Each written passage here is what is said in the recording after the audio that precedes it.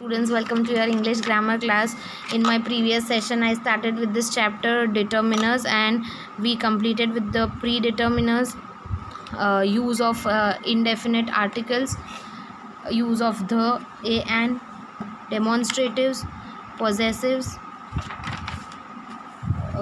ordinal numbers, general ordinals, cardinal numbers, and quantifiers. Today we will be continuing with distributives.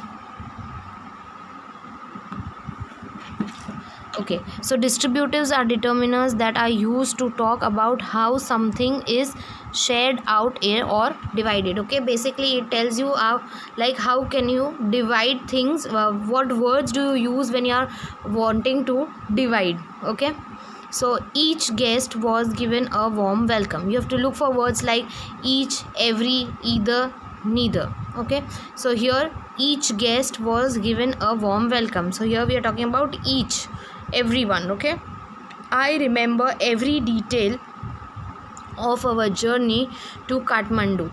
So here, which is that word? That is distributive, every. Then either boy can win the singing competition prize. So which is the word over here? Either.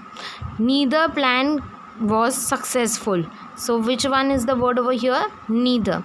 So we have covered all the words: each, every, either, and neither. Moving on to interrogatives. What are the interrogatives? Interrogative words: what, which, whose, all those WH kind of words, right?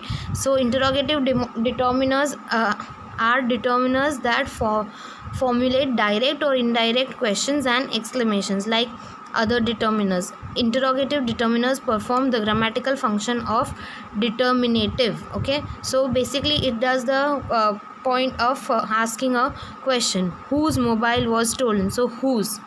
I asked them which car was the best. Which. I don't know what novel he was reading. What. Which nightclubs on the campus Elysees did you go to? So which. Now WH determiners: whatever, whichever, and whose. The shop whose wall is damaged belongs to me. Whatever planning you have done is acceptable to us. So here whose, and here whatever. Then few, a few, and the few. So what is the difference between few, a few, and the few? He has few companions. Okay, so hardly. A few companions means hardly any. I shall come to you in a few days. So a few over here means some. Okay, the few books that were stolen from my bag had been recovered. Not many, but all of them. So here what is the meaning here? The few means not many but all of them. Moving on to little, a little, and the little. So there is little water in the jug. When you say there is little water means there is hardly any. A little knowledge is dangerous thing. So here it refers to some. The little hope of his recovery he had is shattered.